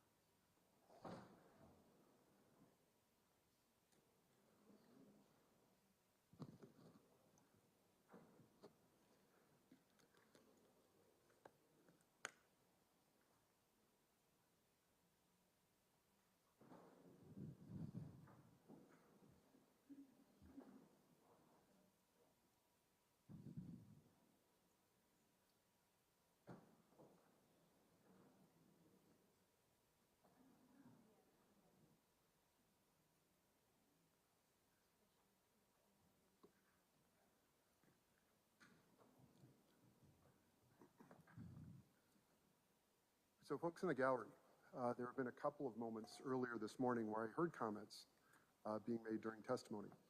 Just now there was a significant outburst. A number of people expressed agreement or disagreement with something that was said during this trial. You cannot react to testimony in any way. If I see one more reaction or hear one more reaction, that person will be ordered out of the courtroom, and that person will not be allowed to return for any portion of this trial. I want to make sure everyone understands that. That includes members of the public and members of any families who are present. So we're going to continue with testimony. Mr. Powell. I believe where we were, Dr. Tzlomak, is that Mr. Mattioli would know how much pressure or whether he applied any pressure to Mr. Acevedo's neck. Yes, and I would argue, because, and I should probably clarify, but both in the case of Mr. Acevedo and Mr. Mattioli, this would be subjective. What I'm looking at when I'm reviewing the case and trying to determine, it's at the findings and the fact that there was this linear contusion on the right side of the neck, and there were numerous petechial hemorrhages, indicates to me that the force applied to the neck was big enough that it caused compression of the veins in the neck, and it could, it also, caused compression of the arteries. It requires 4.4 pounds of force to apply to the neck to close jugular veins. Those are main blood vessels veins in the neck. However, blood will still flow to the brain, but it cannot return to the heart. It requires 10 pounds to occlude carotid arteries. Those are like arteries, but if you put your hand on the side to the neck, you can feel pulse. However, blood still flows through vertebral arteries that are in the back of the neck. Blood will flow to the brain, but it cannot come back to the heart. And these small blood vessels, they become full of blood, and then they will rupture. And then we see those petechial hemorrhages. Now, Dr. Peterson's autopsy report that you reviewed, correct? Yes. He notes evidence of injury. He did not note any petechial hemorrhages in the conjunctivae or sclerae on his autopsy protocol, did he? He did not. However, Dr. Peterson conducted this autopsy on April 28. The incident occurred on April 19th, so autopsy was done 9 days after. When I reviewed photographs that were taken at the hospital, there are numerous petechial hemorrhages on the face, neck, chest, and upper extremities. Let me stop you there. And there is, let me just finish my sentence. There are pictures taken of the eyes. However, with the right eye, the picture is taken from the side. The upper and lower eyelids are not pulled out, and I cannot see if there are any petechial hemorrhages. I don't see it, but it's not complete exam. Photograph in the left eye, however, there are few petechial hemorrhages. Two or few? A few, I said. How many? A few. I could bring those photographs. You did not? I'm sorry? You did not bring them? I have them. Okay. So a few, keep going. A few petechial hemorrhages in the eye. However, again, there is a photograph taken of the sclera and lower eyelid. There is no photograph of the upper eyelid. So I cannot make any statement how many petechial hemorrhages are in the eyes. In regards to Dr. Peterson's report, As I said, the photographs were taken on April 19th. Joel Acevedo autopsy was conducted on April 28th. He was pronounced dead on April 25th. The body heals, and it's not uncommon that something that was seen at the time of admission to the hospital, it's not seen anymore at autopsy. All right, so the photographs you're describing as apparently inadequate to look at the eyeballs or eyes and see if there's petechiae there. The bottom line is, based on what you see in the photographs you have, you can't say that there's petechiae present there, right? No, you misunderstood me. I didn't say that the photographs are inadequate. I said that they provide limited information. There are a few petechial hemorrhages in the left eye.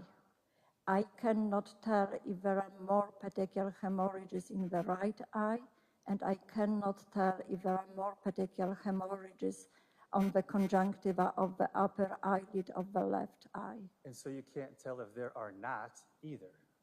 No, they are. There are petechial hemorrhages that I see on the photograph. Right, in the spots that aren't shown, as you described, the photographs don't show the underside of certain parts of the eye. Am I misunderstanding you? Yes, you do. So the photographs were taken in the hospital. Understood. And I have the photographs with me. I reviewed those photographs. I have photographs with me.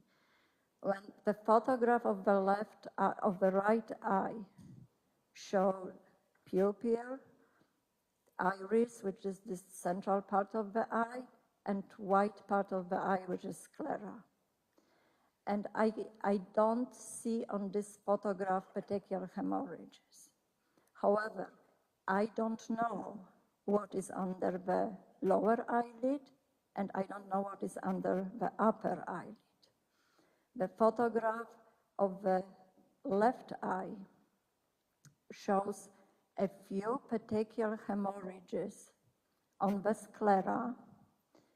There is a hemorrhage on the conjunctiva of the lower eyelid, but I cannot tell what is under the upper eyelid. So what I see on these photographs are that there are petechial hemorrhages in the left eye, and there are numerous petechial hemorrhages on the face. On the face. And you described a minute ago about Dr. Peterson's autopsy that it occurred on the 28th, right? Yes. And so maybe these things had healed. This is what happened, but he didn't see these hemorrhages anymore. Autopsy photographs show hemorrhages above the eyes. And Let me stop you there. That's the supraorbital, right? Is that right? Yes, because orbit is this oval opening in the skull, and supraorbital means that it's above orbit, so above eyebrow. That petechiae and the orbital ridges around the eyes, the face, the neck, the arms and shoulders you described, that's also all consistent with chest compression as well, right? It is consistent with chest compression as well. Okay. So none of these things are specifically diagnostic for neck compression, true? With one exception, with the exception of this linear contusion of the neck. And you're saying linear contusion, correct? Yes. That's a scratch? No, it's a scratch is an abrasion. Okay. Contusion, it's a bruise. All right. So it's linear, so it's a line. And you know from what you reviewed that there was a violent struggle going on between Mr. Acevedo and Mr. Mattioli in the house, right? Yes. So you can't say that that linear contusion came from a chokehold. You can't say that. I would say that it came from compression to the neck. Okay. Do you consider yourself an advocate, Dr. Tolomak? I'm sorry? Do you consider yourself an advocate for the state here? Absolutely not. Okay. Well, when you talked about Dr. Peterson and maybe he didn't see these things because his autopsy was delayed, he noted that he looked at the same photographs that you did, right? quote, examination of antemortem photographs received via email on April 22nd reveals robust petechial hemorrhages above the eyes, on the cheeks, and of the neck, right?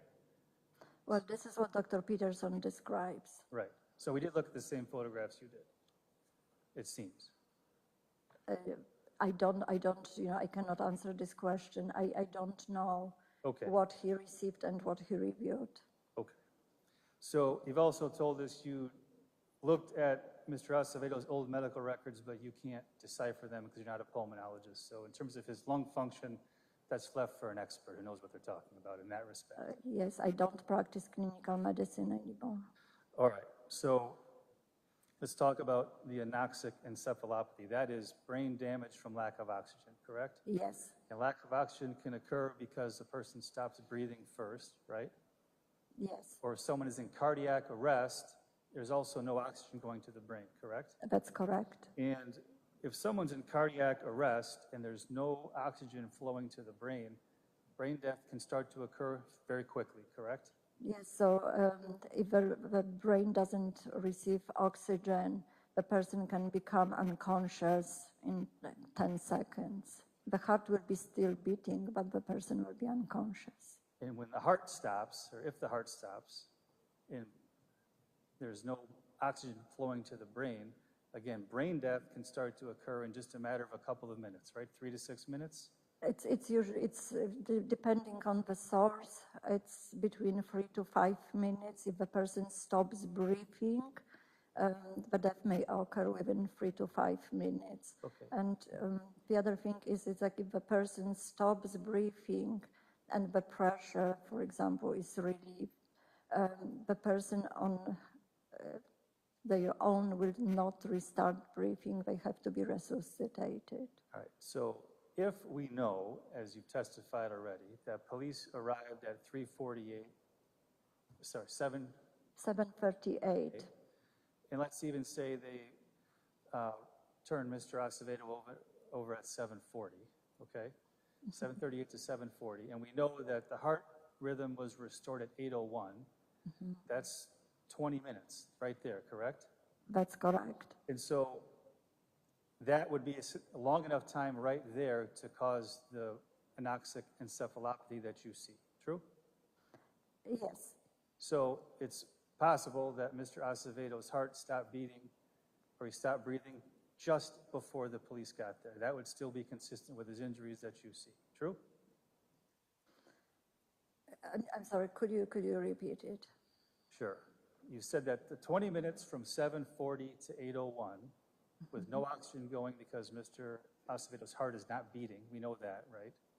Yes, That period of time is sufficient deprivation of oxygen to the brain to cause injuries that you've noted, true? that's correct. All right, so if his heart stopped beating at 7:37 or 7:38, you would still see the same injuries that you saw now. Yes, I will. Okay. Now, asthma is the reduced flow of air right through the bronchi and the lungs, right? No. Well, it's increased, well, it's, I'm sorry, Mr. Powell, I'm just, deputies, we're not going to let anyone else into the courtroom. There are no seats available at this point. Thank you. Mr. Powell. it's a reduced airflow rate at its end result, correct? Well- Air is not flowing freely because of different issues with the, No, so there are different types of asthma. So asthma can be due to allergies, and in this case, it's called reactive airway disease, and it can be also caused by other conditions. What happens with asthma? There are some changes on the microscopic level in the lungs, and it's when there is asthma exacerbation, there's more mucus in the lungs, and then there is constriction of the bronchi and bronchioli that affect airflow, and the person can have chest tightness, dyspnea, which is like difficulty breathing, and then they have like really bad cough. And so it can make breathing more difficult at base, correct? It will make breathing more difficult. And asthma is often exacerbated by strenuous physical activity, true? It depends on type of asthma the person has. Okay. And using a controlled substance like cocaine can bring on asthma problems, correct? Well, it can cause problems, but again, I don't practice clinical medicine. Okay, so that's not really a question that you can answer. Somebody else maybe can. Someone who practices pulmonology or specifically works with patients with asthma. Okay. And so you talked about different pressures on the neck and weights, but as we look back at the body camera, you can't tell from looking at it exactly how much weight is on Mr. Acevedo's back, correct? No, I cannot based on just looking at the video. Right, because you don't know, even if you know how much Mr. Mattioli weighs, you don't know how much weight is on his left knee or on his right knee, etc. You don't know. I cannot tell. Correct. So someone down in a prone position that is lying on their stomach, as Mr. Acevedo was, can create some mechanical difficulties for breathing as well, right? The rise and fall of the chest, expansion of the diaphragm, right? So there were like multiple studies done, and based on forensic literature, because there was concern, especially with obese people, if they are placed face down on the ground, how does it affect their breathing? The breathing is like the process that is regulated by the brain, and in general, when the person inhales air, the ribs are moved up, and then also there are movements of diaphragm. So, one could argue if this prone position itself affects breathing. Right, and so in this position, as you noted on the body camera, Mr. Acevedo's arms weren't held behind his back, correct? So based on the body camera, when the first officer approached Mr. Mattioli and Mr. Acevedo, it's hard to see exactly what is the position. It's when Mr. Mattioli starts to move. I see position of his hands.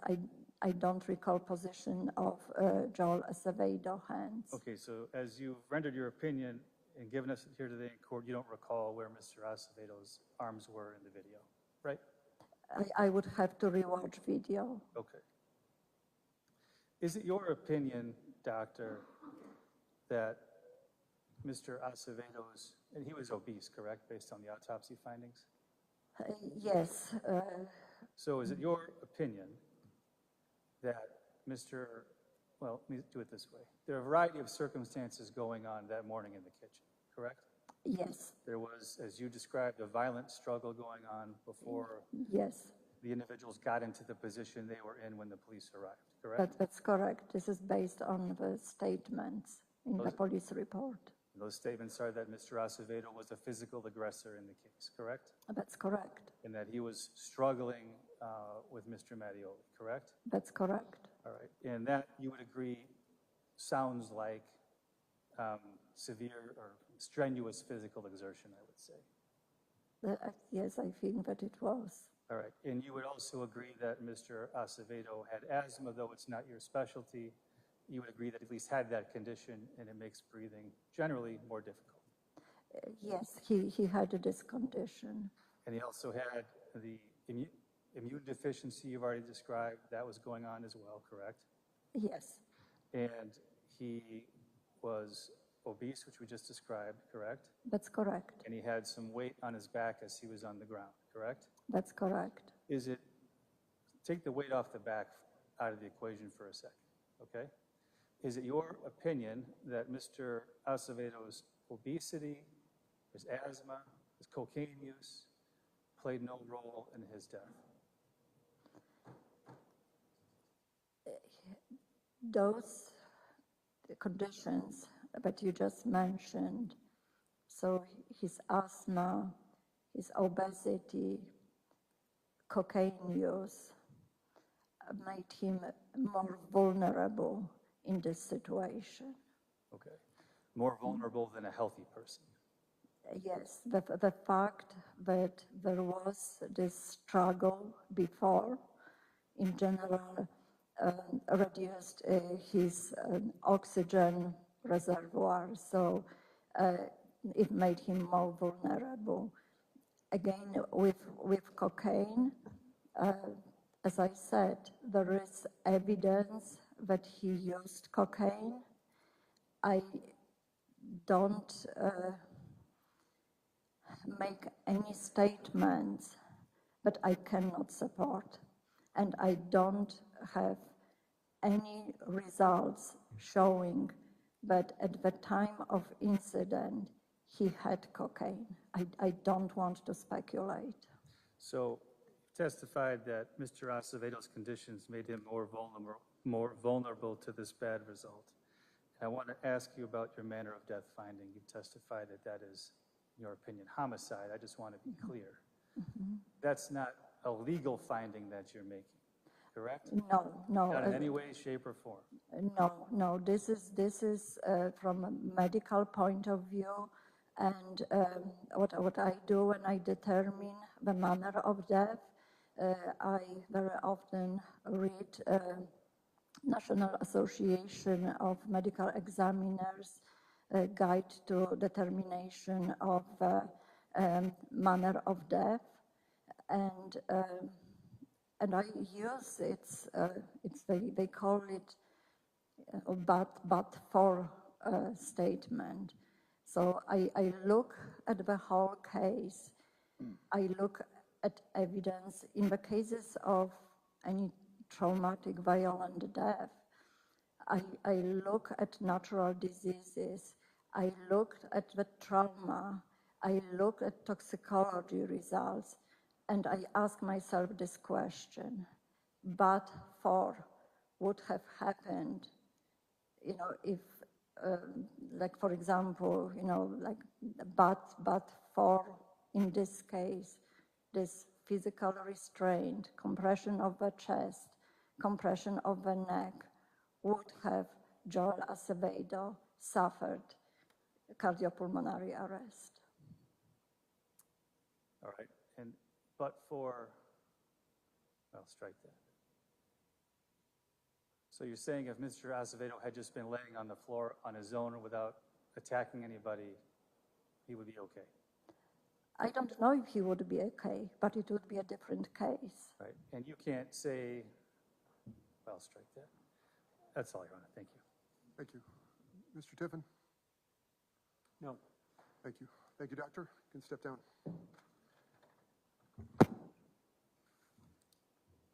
Judge, at this time, the state's moving into evidence Exhibit 14, which is the toxicology report. And at this time, subject to rebuttal, the state's not calling any further witnesses and the state rests. Thank you. Any objection to Exhibit 14? No, Your Honor. Exhibit 14 is received and marked. The state is rested. It's about 11:45, so this is a good time to break for lunch. So, ladies and gentlemen, I'm going to ask you to come back. We're going to try and start a little early at 1:15, so please be back at 1:15. Leave your notebooks here. Again, you still can't talk about the case, though. I'm going to have to remind you, save those discussions for deliberations. And we'll see you all at 1:15. All rise, please.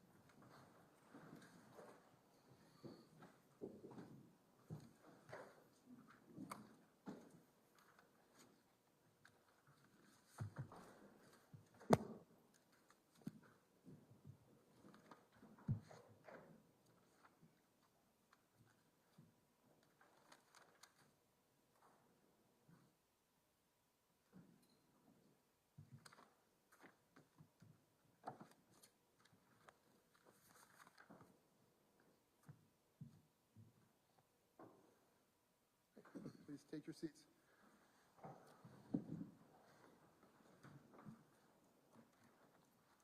We had two sidebars. The first one was resolved on the record that involved Dr. Tolomac's testimony regarding versity.